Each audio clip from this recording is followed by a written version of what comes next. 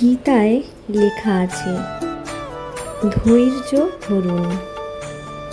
সৃষ্টিকর্তা যখন কারো কাছ থেকে কিছু কেড়ে নেন,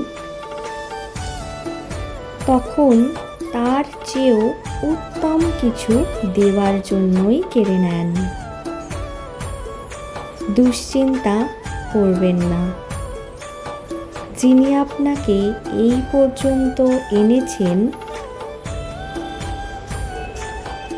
তিনি আপনাকে সামনের পথটাও দেখাবেন। তাই সব সময় ভগবানের ওপর ভরসা রাখুন। নিজের ভক্তি কখনো কম হতে দেবেন না।